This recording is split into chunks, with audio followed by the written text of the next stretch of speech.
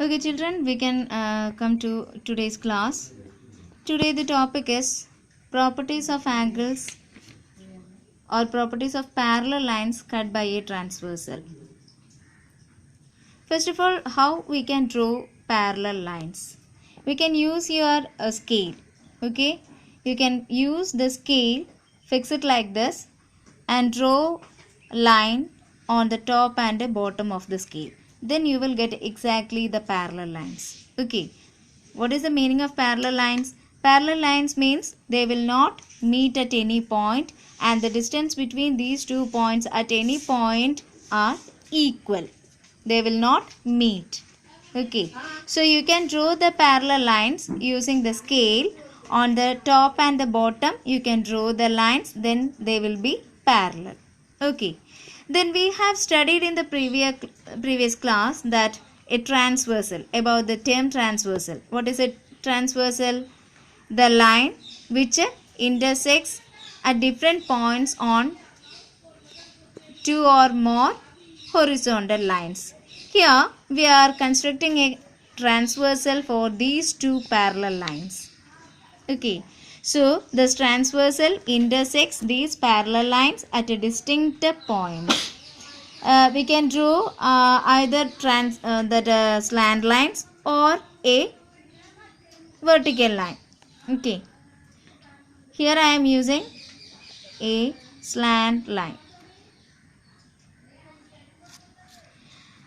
Now we can see that this transversal intersects the parallel lines, and how many angles are formed here? 8 angles are formed. So we can give the number to these angles. Simply we are giving the number. Okay, they are not the measures. Angle 1, angle 2, 3, 4. Here 5, 6, 7, 8. So totally 8 angles are formed when two parallel lines cut by a transversal. Okay, now we can find the measure of these angles. Using our protractor, we know how to measure the angles. You can fix the protractor like this. The center should be coincide with this common vertex. Okay, then two arms will be there on either side, one horizontal line and the slant line. You can see that the horizontal line should be coincide with the line on this protractor. Coincide means one should be kept on the proper way of the line which we draw. Then from this 0 we can start and find the measure of this angle. It is somewhat 68 or something. 68. We can write the measure of this 68. The exact measure you can find in your textbook. Okay, simply I wrote this one. Then here the rest means, if it is 68, what is the measure of angle 1? We have studied one property, that is linear pair. Okay, this is a straight line. One common arm is there. Two non-common arms on either side of the common arm. These non-common arms form a straight line. Then what is the measure of other angle? That is, we can calculate by subtracting given from 180. Okay, linear pair means sum of the angles is 180 degree.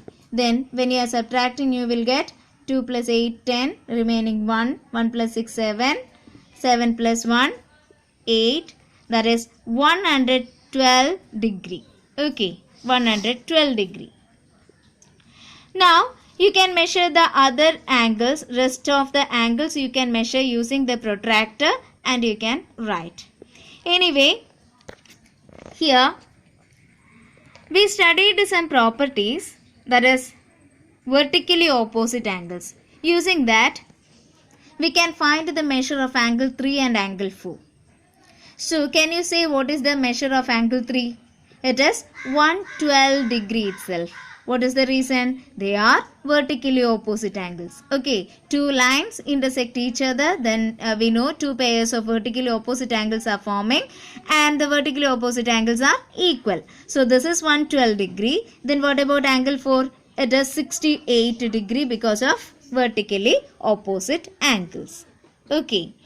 Now, when you are measuring the angle, you can see that this measure will be 68 degree itself. And this side 112 degree itself. Again, you can find angle 7 which is equal to 112, that is vertically opposite angle, and angle 8 which is equal to 68 degree because of vertically opposite angle. Okay. Now we can see the properties of these parallel lines cut by a transversal. We said 8 angles are formed. Then in this, again we are classifying these angles as corresponding angles, alternate interior angles, and co-interior angles. We can see where these co-interior angles and the rest are coming. Okay. First one is corresponding angles. I am writing only the short. In detail you can see the notebook. Okay, refer the notebook. Corresponding angles. They are formed above the parallel lines and on same side of the transversal. Two pairs of corresponding angles are formed on that way. That is above the parallel lines. Above the parallel lines means this way. This section, this section. So 112, 112. You can see one pair of corresponding angles above the parallel lines and on same side of the transversal. Okay, these two 112 degrees. And the same above the parallel line and on the same side of the transversal, that is 68. And they are equal. Corresponding angles are equal.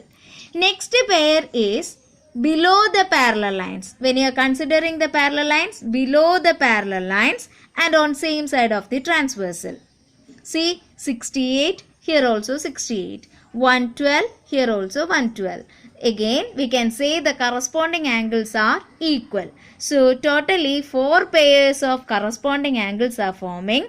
2 are above the parallel lines and on same side of the transversal. 2 pairs are below the parallel lines and on same side of the transversal. Okay, next one is alternate interior angles. Alternate interior angles. They are coming between the parallel lines and on either side of the transversal. They are also equal. Between the parallel lines, alternate interior. That word interior itself means they are coming between the parallel lines. Okay, so and on either side of the transversal. So 68, 68, angle 4 and angle 6, and there angle 3 and angle 5. 2 pairs of alternate interior angles, their measures are also equal. The next one is co-interior angles. Third one is co-interior angles. Interior, again that word is coming here. So between the parallel lines and on same side of the transversal. So 4 and 5, one pair, 3 and 6, another pair on same side of the transversal. See, what is the sum of this 112 and 68? That is 180 degree. Here also 68 and 112, sum is 180 degree. So sum of the co-interior angles is 180 degree. Okay, so co-interior angles are formed between the parallel lines and on same side of the transversal. Their sum is 180 degree. Alternate interior angles means between the parallel lines and on either side of the transversal. Their measures are equal. Corresponding means 4 pairs are forming. 2 pairs are above the parallel lines and on the same side of the transversal. Their measures are equal, and 2 pairs are below the parallel lines and on same side of the transversal. Okay, so you have to draw parallel lines. I told you, you can use your scale to draw the parallel lines and transversal and measure. You can find the measure of the angles using your protractor and verify what we have written in your notebook. Okay, thank you.